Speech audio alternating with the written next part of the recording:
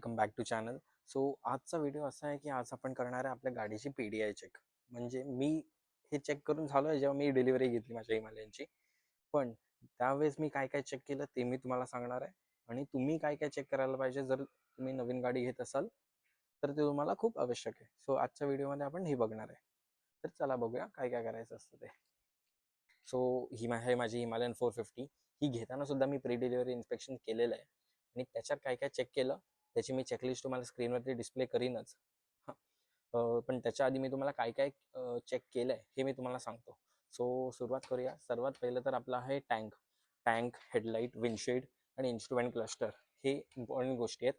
ह्याच्यावरती आपल्याला स्क्रॅचेस नको आहेत. सो पहिला पॉईंट आहे आपला स्क्रॅचेस.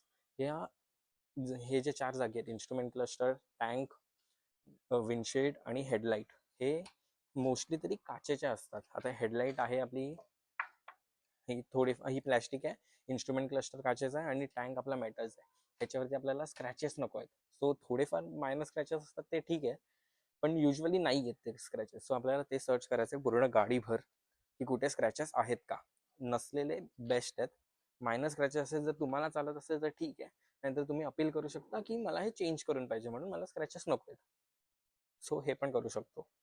दुसरं म्हणजे आपले टायर्सवरती आपल्याला चेक करायचं की इथे ह्या पोर्शनवरती टायरच्या आपल्याला दिलेलं असतं वीक ऑफ द मॅन्युफॅक्चरिंग आणि year of the manufacturing. So ते आपल्याला चेक करायचं.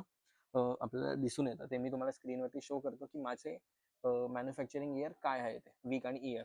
सो थर्ड पॉईंट आहे आपला हँडल बार आणि व्हील अलाइनमेंट. सो जेव्हा तुम्ही प्री डिलिव्हरी इन्स्पेक्शनला जाल पहिलं गाडीवरती बसायचं आणि नंतर चेक करायचं स्ट्रेट करून की आपलं हे हँडल बार आणि व्हील ह्याची अलाइनमेंट स्ट्रेट आहे का. जर नसेल तर ते तुम्हाला दिसून येतं इथे. तसं नाही जमत असेल तर गाडी डबलला लावायची. मी आता नाही लावत आहे कारण की इथे रस्ता बरोबर नाही आहे. आपली गाडी डबलला लावायची आणि हे हँडल बार स्ट्रेट करायचं. हँडल बार स्ट्रेट केलं की तुम्हाला एकूण कळून येतं तुमची व्हीलची अलाइनमेंट आणि हँडल बारची अलाइनमेंट हे स्ट्रेट आहे का. ह्याच्याने आपल्याला खूप सारे इश्यूज येऊ शकतात. आपल्या टर्निंग रेडियसमध्ये वगैरे जे काही आपल्याला गाडी चालवायची आहे त्याच्यामध्ये आपल्याला खूप सारे इश्यूज येतील. सो म्हणून आपल्याला ही इम्पॉर्टंट एक चेक करणं. आणि मागणं चेक करताना आपण नॉर्मल गाडी चेक करतो. जो ॲक्सेल आहे तो वाकडा नसला पाहिजे. त्याच्यामुळे आपली गाडीची चेन पण उतरू शकते. सो चेन उतरणं जे आहे ते नाही होणार जर तुम्ही ॲक्सेल वगैरे सगळं नीट टायर अलाइनमेंट चेक केली तर. सो थर्ड पॉईंट आहे आपला गाडीचे ब्रेक्स. पुढचा ब्रेक आणि मागचा brake, front and rear brakes. So त्याच्यामध्ये आपल्याला बघायचं आहे की जी आपले पॅड्स आहेत त्याची विड्थ आपल्याला चेक करायची आहे. ती मी विड्थ किती MM असते ती स्क्रीनवरती लावेन तुम्हाला तुमच्यासाठी. ते पण बघू मी तुम्हाला दाखवतो. सो ही एवढी विड्थ असली पाहिजे आपल्या ब्रेक पॅड्सची.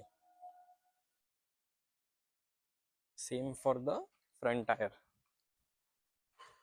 फ्रंटचे ब्रेक पॅड्स मी तुम्हाला शो नाही करू शकत कारण की मला ते फोटो काढायला जमत नाही तिथे जाऊन. म्हणून मी तुम्हाला जर मला जमलं तर मी तिथे फोटो तुम्हाला स्क्रीनवरती अटॅच करीन एवढे असले पाहिजे ते. सो फिफ्थ पॉईंट आहे आपला ABS. हे जे प्लेट्स आहेत आपल्या ह्या ABSच्या प्लेट्स आहेत. सो त्या आपल्याला चेक करायच्या आहेत की ह्याच्यासाठी आपल्याला गाडीची एक टेस्ट ड्राईव्ह घ्यायला लागेल.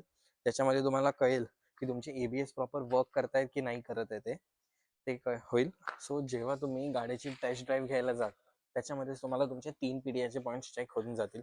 पहिलं म्हणजे तर तुम्हाला तुमच्या इंजिनचा नॉईस आणि गाडी कशी लवकर स्टार्ट होते का हे चेक करायचं आहे. सो हा फ्यूल इंजेक्शनचा आवाज आहे. हा आवाज येणं कंपल्सरी आहे. हा आवाज आला म्हणजे तुमचा फ्यूल पंपने पेट्रोल घेतलं आहे आणि त्याच्यानंतर मग तुम्हाला तुमची गाडी सुरू करायची आहे. सो आता क्लच दाबून केली न्यूट्रलवरती टाकली, गाडी बरोबर सुरू झाली. एका स्टार्टमध्येच गाडी सुरू झाली. ह्याच्यामध्ये काही प्रॉब्लेम नाही आला. अशीच गाडी सुरू झाली पाहिजे. आता तुम्हाला गाडीचा आवाज पण हळूहळू कमी होताना जाणवतोय. ह्याचा अर्थ की फ्यूल पंपने पेट्रोल बरोबर घेतलाय आणि आता गाडी स्टेबल होते.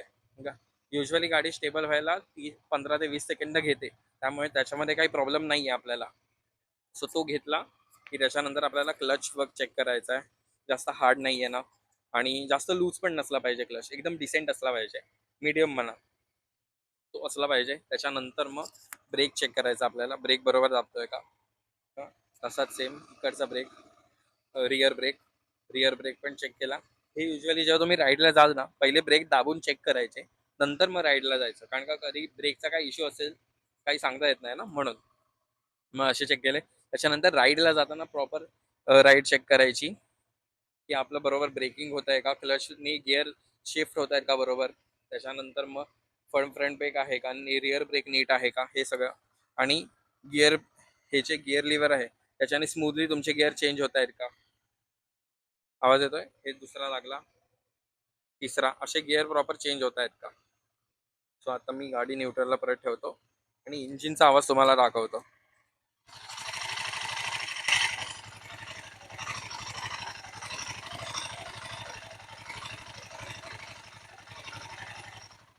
हा जो इंजिनचा आवाज आहे हा नॉर्मल आहे एकदम, हा असाच असला पाहिजे. तुम्हाला मी एक सेकंड हे पण दाखवतो.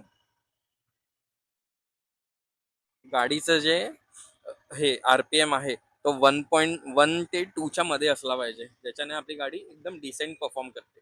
सो नेक्स्ट आपल्याला चेक करायचे आहेत आपल्या हेडलाईट, टेल लाईट आणि इंडिकेटर्स. सो आपल्याला इथे आपल्याला एक हेझार्ड स्विच मिळतो, तो फक्त गाडी चालू केल्यावरती चालू होतो, पण गाडी बंद केल्यावरती बंद राहतो, तो पण आपल्याला चेक करायचा आहे. सो हे माझे 2 हेझार्ड स्विच चालू आहे, म्हणजे माझे दोन्ही इंडिकेटर सुरू आहेत, तरी सुद्धा आपण हेझार्ड स्विच बंद करून आपले इंडिकेटर्स ट्राय करूया. हा इथे चालू आहे, तुम्हाला दाखवतो. इथे माझा बॅक इंडिकेटर पण आणि फ्रंट इंडिकेटर पण चालू आहे. आणि सेम आता मी इंडिकेटर स्विच चेंज करतो. त्या साईडचे राईट साईडचा पण इंडिकेटर चालू आहे आणि बॅक साईडचा पण. सो आणि हे आता आपल्याला टेल लाईट चेक करायची आहे. सो इंडिकेटर आपले चेक झाले आहेत, मी इंडिकेटर बंद करतो आणि टेल लाईट चेक करतो. सो हे बघा, इथे ही जी लाईट हे होते ह्याच्याने आपल्याला कळेल आपली टेल लाईट चालू आहे की नाही. मी आता रिअर ब्रेक प्रेस करतोय, त्याच्याने मला कळतं की माझी हे टेल लाईट चालू आहे. सेम फॉर हे फ्रंट ब्रेक दाबून पण माझी टेल लाईट चालू आहे. ह्या लाईट्स आपल्याला चेक करणं नेसेसरी आहे. सो हिमालयनमध्ये आपल्याला 4 रायडिंग मोड्स मिळतात. एक आहे परफॉर्मन्स ABS ऑन, दुसरा आहे परफॉर्मन्स ABS ऑफ, तो पण रिअरवाला. सेम फॉर इको, एक second, same for eco ABS on आणि इको रिअर ABS ऑफ. हे आपल्याला 4 रायडिंग मोड्स मिळतात. हे पण मोड स्विचिंग आपल्याला प्रॉपर आहे की नाही हे पण चेक करायचं आहे. आणि सो हिमालयनमध्ये ना जेव्हा तुम्ही गाडी परचेस करता तेव्हा इथे हे जे माझे 391 किलोमीटर्स आहेत ह्याच्या जागी तुम्हाला ना 10च्या खाली, म्हणजे PDI चेक करताना 10च्या खाली किलोमीटर्स पाहिजे. म्हणजे माझे होते 3 किलोमीटर, त्यामुळे ते डिसेंट होतं, त्याच्यामुळे तेव्हा काय प्रॉब्लेम नाही येत. पण जेव्हा तुम्ही परचेस कराल तेव्हा एवढं डोक्यात ठेवा की हे जे किलोमीटर्स आहेत हे नेहमी 10च्या खालीच पाहिजे, तरच मग गाडी ॲक्सेप्ट करायची. नेक्स्ट पॉईंट आहेत आपल्या गाडीचे सस्पेन्शन्स, जे आपल्याला चेक करायचे आहेत. त्याचे सस्पेन्शन हा मोनोशॉक जो आहे तो एकदम चांगला आहे. आणि दुसरं म्हणजे आपले फ्रंट सस्पेन्शन, जे USD आहेत आपले अपसाईड डाऊन, ते तुम्हाला असे दाबून चेक करायचे. आता माझ्याकडनं दाबले नाही जात आहेत, गेले. हे असे आपल्याला दाबून चेक करायचे की ते पण बरोबर आहेत का आणि त्याच्यामध्ये कुठे लिकेज आहे का. युजली अपसाईड डाऊनमध्ये तुम्हाला इथे लिकेज दिसून येईल कडे. सो जे काय तेल असेल ते तुम्हाला हे स्पोक्सवरती दिसतील, ते चेक करायचं. आणि जो आपला रिअर आहे, हा रिअरमध्ये आपल्याला ॲडजस्टेबल मोनोशॉक मिळतो आहे, ज्याच्यामध्ये आपल्याला इथे एक टूल किट आहे. टूल किटमध्ये आपला एक स्पॅनर नाही काहीतरी आहे टूल, ज्याच्याने आपण ह्याचे लेवल्स ॲडजस्ट करू शकतो आणि ह्या गाडीवरती एक प्रीलोड देऊ शकतो, म्हणजे ती सस्पेन्शनमध्ये किती ट्रॅव्हल करेल ते तुम्ही सेट करू शकता. सो नेक्स्ट आहे आपली इंजिन आणि coolant level. So engine level तर आपल्याला इकडनं कळते, ते तर सगळ्यांना माहिती आहे. पण हिमालयन 450ची कुलंट लेवल ही तुम्हाला इकडे कळून येते. इथे मॅक्स आणि मीडियम आहे, हे बघा. हे मॅक्स आहे आणि हे मीडियम आहे. कुलंटची लेवल नेहमी ह्याच्या मधोमध पाहिजे, हे चेक करायचं आहे एक आपल्याला. आणि इंजिन ऑइलची लेवल आहे ते पण इथे हे मॅक्स आणि हे मीडियम, ह्याच्यामध्ये आपल्याला इंजिन ऑइलची लेवल पाहिजे, हे चेक करायचं. आणि हे चेक करताना दोन्ही वेळेस तुम्हाला गाडी डबल स्टँडवरती ठेवायची. सो डबल स्टँडवरती ठेवा आणि नंतर हे दोन्ही लेवल्स चेक करा. नेक्स्ट पॉईंट आहे आपल्याला चेन लुब्रिकेशन. सो आपल्याला चेक करायचं आहे की आपली चेन जी आहे गाडीची ती नीट लुब्रिकेटेड आहे की नाही, आणि तिची जी टाईटनेस आहे ती एकदम टाईट नसावी, एकदम लूज पण नसावी, एकदम मीडियम असावी. ते मी तुम्हाला दाखवतो कशी असली पाहिजे ते. हे बघा, ही जी चेनची आहे टाईटनेस, ही बेसिक आहे, जास्त ओव्हर टाईट पण नाही आहे आणि एकदम लूज पण नाही आहे. ही अशी असली पाहिजे. आणि हे बघा, आता ह्याला मी हात लावला, हे इथे लुब्रिकेंट हे माझ्या हाताला असं लागलं, हे प्रॉपर लुब्रिकेटेड आहे, म्हणजे ओव्हर पण असं ऑइल नाही आहे त्याच्यात, म्हणजे ओव्हर ऑइलिंग पण नाही आहे आणि जास्त सुकी पण नाही आहे चेन. तो लास्ट पॉईंट आहे आपला टूल किट आणि डॉक्युमेंटेशन. तुम्ही जर लोनवरती गाडी घेतली असेल तर पूर्ण लोन डॉक्युमेंट चेक करा. EMIचा जर हप्ता हप्ता पहिला नेक्स्ट मंथपासून ठेवायचा असेल की नेक्स्ट टू नेक्स्ट मंथ ठेवायचं असेल, ते पण तुम्ही सेट करू शकता. ते पण चेक करायचं. अजून डाऊन पेमेंट प्रॉपर त्यांची जी फंक्शनॅलिटी असते आणि त्यांनी डॉक्युमेंट आहेत जे काही, त्याच्यामध्ये तुम्हाला कळून येईल की तुम्ही किती डाऊन पेमेंट केलं आहे. युजली असं होतं की कंपनीवाले शो करताना एक वेगळं करतात आणि आपण दिलेली अमाऊंट वेगळी असते. तसं नको व्हायला. म्हणून तुम्ही प्रॉपर डॉक्युमेंटेशन चेक करा.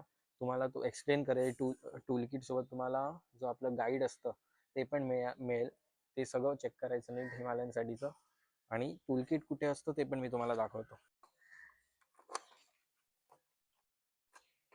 सो ही जी रिअर सीट आहे ह्याच्या खाली आपल्याला हिमालयनचा टूल किट मिळतो. ह्या टूल किटमध्ये सगळे टूल्स आहेत ना, हे सगळे चेक करायचे.